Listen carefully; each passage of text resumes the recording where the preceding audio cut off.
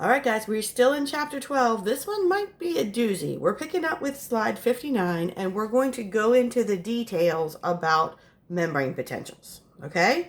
So we kind of introduced them a little bit in chapter 10, but we didn't really go into much detail about what they are and how they work. So let's kind of do some background. All cell membranes produce electrical signals by letting ions move through them. Remember our old friend, the sodium-potassium pump.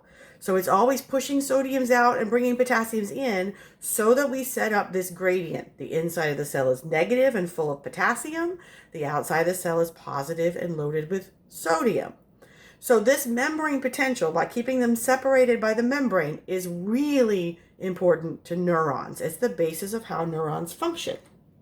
So after the sodium-potassium pump runs and runs and runs, that difference in charge between the inside and outside is called the resting membrane potential. I know we worked really hard to get it, but we haven't changed it yet. That's why it's called resting. So it's the baseline. Now, anything that we do that changes the resting membrane potential, we can bring it more negative or we can bring it closer to this magical number called threshold. Now, threshold is, okay, let's say if our resting membrane potential is about negative 70 millivolts. All right, milli means a thousandth of a volt. This is a little teeny bit of electricity, right? If we get to about negative 55, okay, so about a 15 millivolt change, that is called threshold, and it's going to cause a whole bunch of other big changes to happen. But if we make any changes and we don't make at least a 15 millivolt change towards the positive direction, we will change the resting membrane potential, but it's only going to be called a graded potential.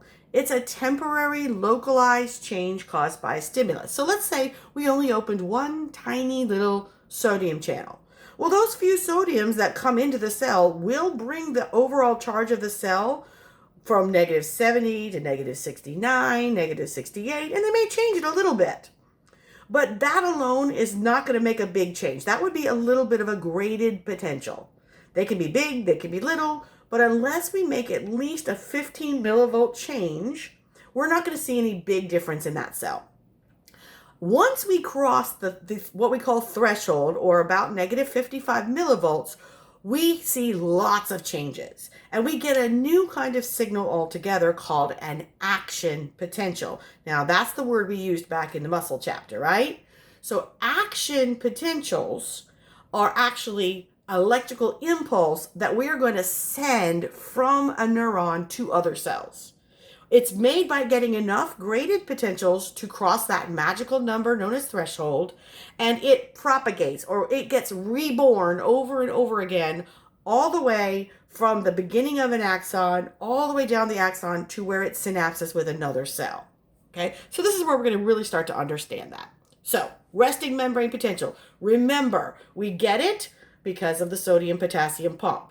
That means that outside the cell, there's a whole lot of sodium.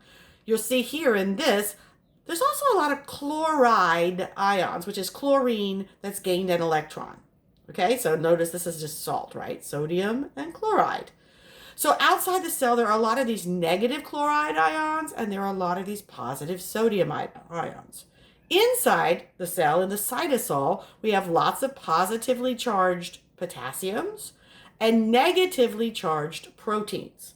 And remember, the inside of the cell is negative when compared to the outside.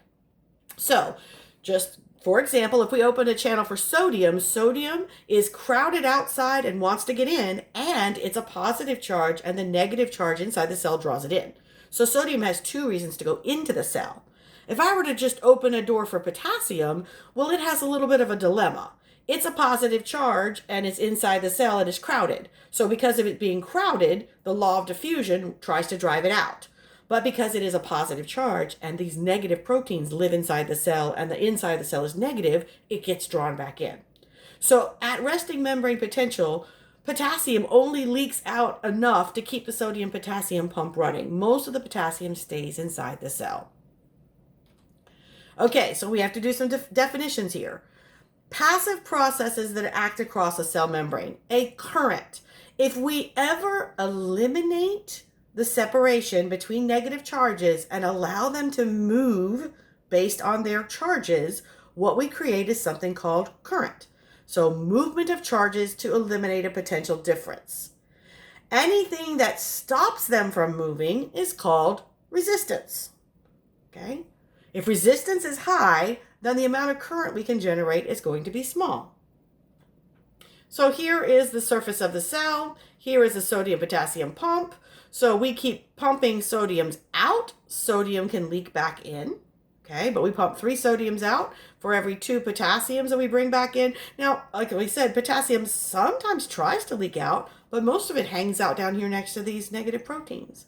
So we do have some leak channels, but for the most part, the sodium-potassium pump is really good at keeping sodiums out and potassiums in. Okay, we can actually measure the electrical difference between the inside and outside of the cell with a voltmeter. Now this voltmeter has this little tiny probe. This is supposed to be one cell membrane. Look how thick it is. So you know this would be really microscopic. But if we put that probe in and measure the cytosol compared to the outside of the cell, we will see that it is at negative 70 millivolts. So it is 70 millivolts more to the negative than the outside of the cell. This is going to be important. So this is what the sodium potassium pump does. Chemical gradients. So once we concentrate an ion inside or outside of the cell, we know if we remove the barrier, it's going to follow its concentration gradient, right? So sodium's going to want to come in, potassium tries to get out. Electrical gradients, I've already explained that. Sodium is positive, inside of the cell is negative, it gets drawn in, but potassium is positive, inside of the cell is positive, it gets drawn to stay in. If we put these two together, we create something called an electrochemical gradient, and this is a form of potential energy. So the equilibrium potential is the membrane potential at which there's no movement of a particular ion across the membrane. That means if we just let them go where they wanted to go, what would the charges end up being for each of the different ions? Okay, so for potassium, what would actually happen is more potassium would leave the cell and bring that from negative 70 millivolts all the way down to negative 90. So if we just let potassium do what it wants to do, it would leave the cell and that would make the inside of the cell even more negative. Here's a kicker though. Look at what sodium would do. If we just let sodium do what it wants to do, so much sodium would rush into the cell that we would go from negative 70 millivolts all the way up to positive 66 millivolts. They're pretty opposite each other, aren't they? So the plasma membrane is highly permeable to potassium, so it lets potassium leak out more often because potassium, again, has a reason to stay and will just end up getting pumped right back in. The resting membrane's permeability to sodium is very low, so it doesn't let sodium do what it wants to do, unless it's stimulated to open a sodium channel. Sorry, that was a spoiler. Okay, so again, if we're looking at just potassium ions and we're looking at our resting membrane potential, there's lots of potassium inside, and a little bit of potassium is going to sneak out because of diffusion, the chemical gradient. It's concentrated here, less here, so it wants to go out. But because of the electrical gradient, it's positive, the inside of the cell is negative, it wants to stay in. And so what actually happens is we just have a very light trickle. The size of the arrow, by the way, tells you who's winning. So the arrow is going this way, and this is the size that's telling how much. Okay, we have a little trickle of potassium that makes it out, usually just enough to keep the potassium pump running so it can pump it back in. Okay. Now, if we just let it do whatever it wanted to do, we stopped pumping it out, we got rid of the pump, then lots of potassium would leave the cell. That would make it even more negative, and then another bunch would want to come in because it's negative inside, and so it's almost a wash. But we'd end up at negative 90 millivolts. What happens with sodium? Well, there's almost no sodium inside the cell thanks to the pump. Tons of sodium outside of the cell. So by its chemical gradient for diffusion, it's more crowded here, it's going to want to come in. Sodium is positive, inside of the cell is negative, so by its electrical gradient, it wants to come in. So look at the size of this arrow. So the driving force for sodium, if we were to let it do what it wanted to do, is it's going to want to come in. Now, what's that going to do to this negative 70 millivolts? Well, let's go to the next slide. If we let it all come in the way it wants to come in, it would continue doing so until we change that membrane potential from negative 70 all the way to positive 66 millivolts. Now, at this point, we have an even amount going in and out, but the inside the cell is 66 millivolts more positive than the outside. So sodium is a driving force. It's really drawn into the inside of the cell. Okay, so we get this resting membrane potential by using the sodium-potassium pump, which, by the way, costs us ATP every time it cranks. It pushes out 3 sodiums out for every 2 potassiums brought in.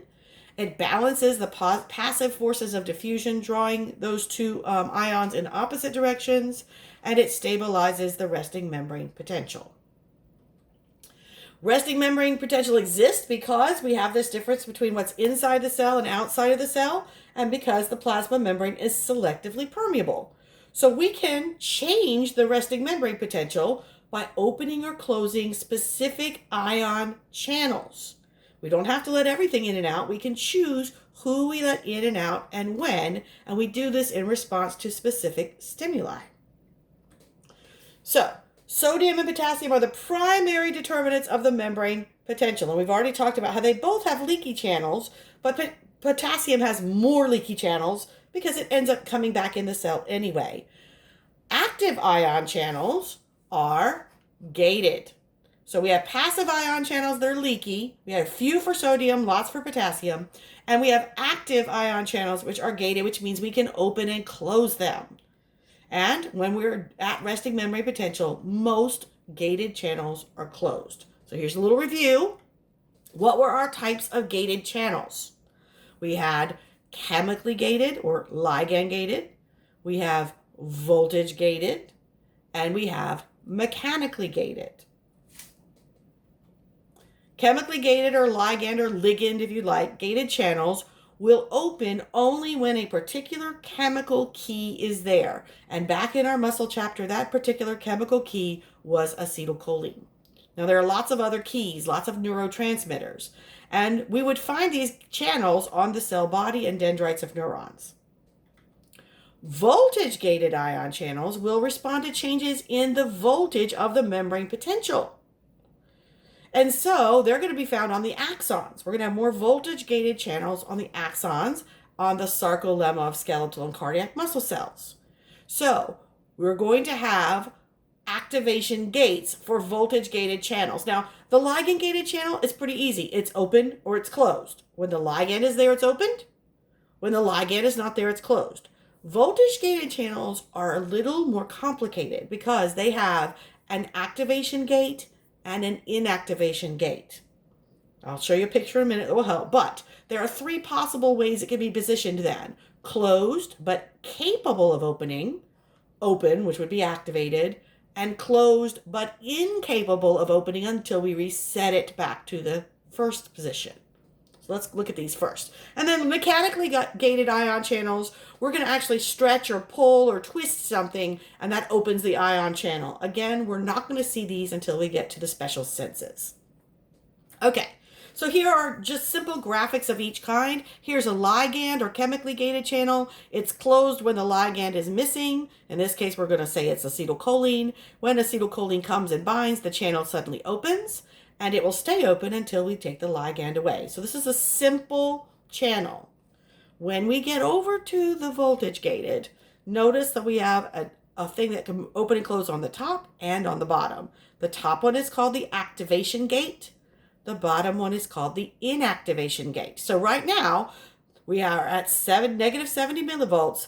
The activation gate is closed, but the inactivation gate is open. So this is closed, but able to be opened. Right? So right now, no positive charges can get in.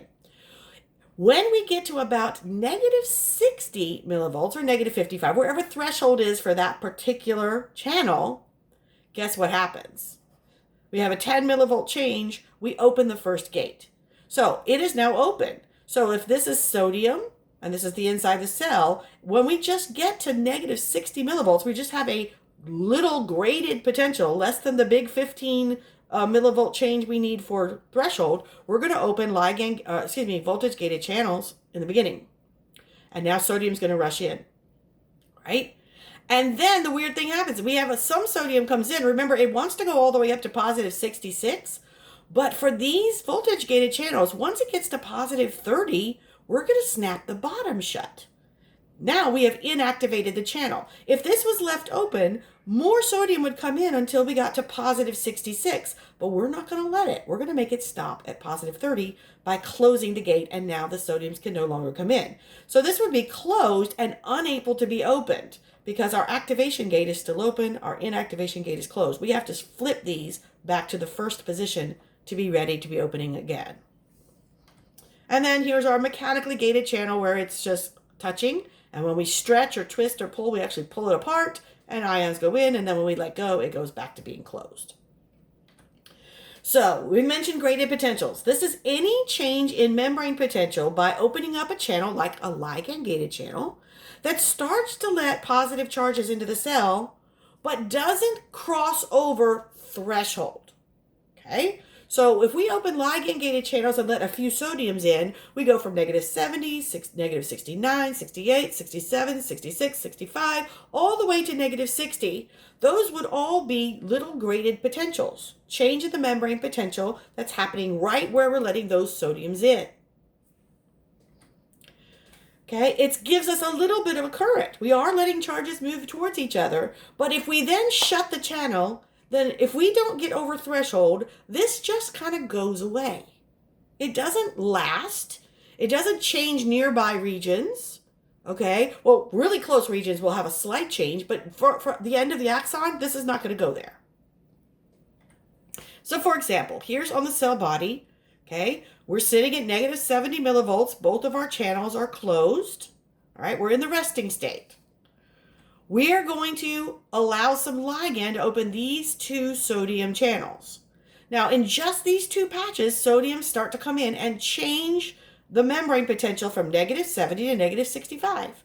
But what's down here? Nothing's changing down here. It's only changing right around where we open the channels. These are local potentials or graded potentials.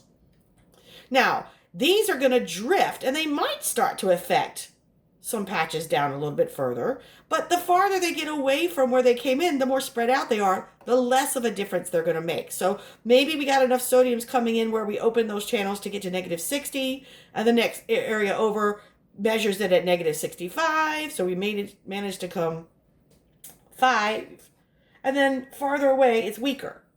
So here's resting, here's only 5 more positive than resting, whereas right where we open them is 10 more positive than resting. So as we get farther away from where we stimulated it, the effect gets weaker and weaker and weaker.